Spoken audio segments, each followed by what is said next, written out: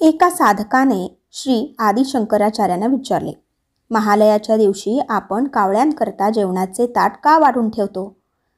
आपले पूर्वज काय अति नीच व घाणेरड्या अशा कावळ्याच्या रूपात येतात? एखाद्या उच्च समजल्या जाणाऱ्या पक्षाच्या रूपात का येत नाहीत? त्यावर शंकराचार्य मंदस्मित करत म्हणाले, तमिळमध्ये कावळ्याला आपण काका म्हणतो, संस्कृतमध्ये काक म्हणतो. आपण इतर कुठल्या पक्षाचे नाव त्याच्या ओरडण्याच्या आवाजावरून देतो का? कुणी पोपटाला किकी किंवा मोराला म्याव म्याव असे म्हणतात का? नाही, कावळ्यालाच त्याच्या आवाजावरून नाव पडले. कारण कावळा हा खरंच एक विशेष पक्षी आहे. तमिळमध्ये काचा अर्थ कापतू म्हणजे माझे रक्षण कर असा आहे. म्हणून जेव्हा आपण कावळ्याला अन्न ठेवतो व का असे म्हणतो, तेव्हा आपण खरे म्हणजे आपल्या पूर्वजांना आपले रक्षण करण्याचे आवाहन करत असतो. तुम्ही कावळ्याला नीच जातीचा समजता, कारण तो वाटेल ते घाणेरडे सुद्धा खातो व आपल्या आजूबाजूला सहज आढळतो. पण लक्षात घ्या की तो एक सुंदर, चांगला व उपयुक्त पक्षी आहे. अहो, तो आपल्याला त्याच्या कावकाव्या ओरडण्याने ब्राह्ममुहूर्तावर झोपेतून जागा करतो. कोंबडा पहाटे आरवतो व आपल्याला उठवतो असे म्हटले जाते. ते काही अंशी खरेही आहे. पण कोंबडे हे लहरी असतात.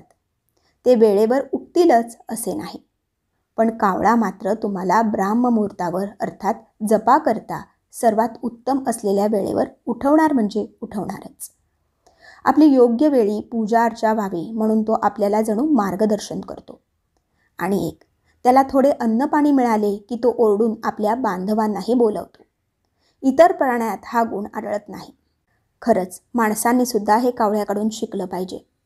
केवळ म्हणीपुरतं 1 तीळ 7 जणांनी वाटून खावा असे म्हणून काय उपयोग?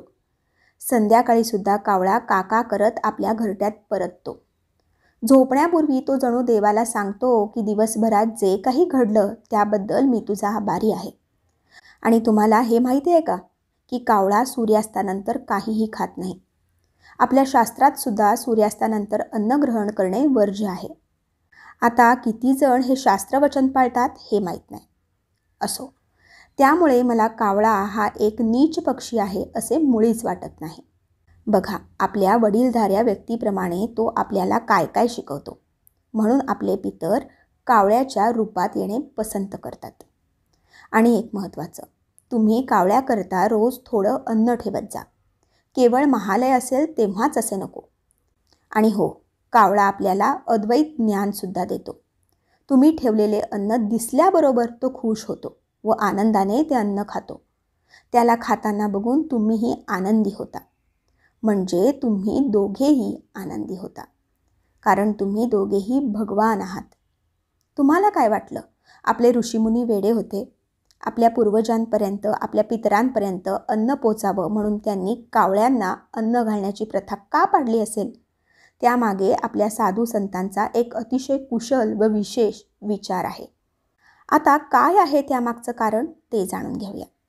तर मंडळी, तुम्ही कधी वडाचं किंवा पिंपळाचं झाड लावलंय का? आणि कोणाला लावताना कधी बघितलंय का? त्यांच्या बिया मिळतात का हो? फांद्या लावून पण ही झाडे जगत नाहीत. निसर्गाने त्यांच्याकरता एक अजब व्यवस्था निर्माण केली आहे. कावळे या झाडांची बिया सकट फळे खातात. ती पचताना त्या बियांवर काही विशिष्ट प्रक्रिया घडतात. नंतर कावळ्याच्या विष्टे वाटे जिथे या बिया पडतात तिथेच ही झाडे उगवू शकतात. पिंपळ हे असे झाड आहे की जे 24 तास प्राणवायू देते. आणि वड तर एक उत्तम औषधी वृक्ष आहे. हे दोन्ही वृक्ष जर नामशेष होऊ नयेत असे वाटत असेल तर कावळ्यांशिवाय पर्याय नाही. पितृपंधरवडा हा कावळ्यांच्या विणीचा हंगाम असतो.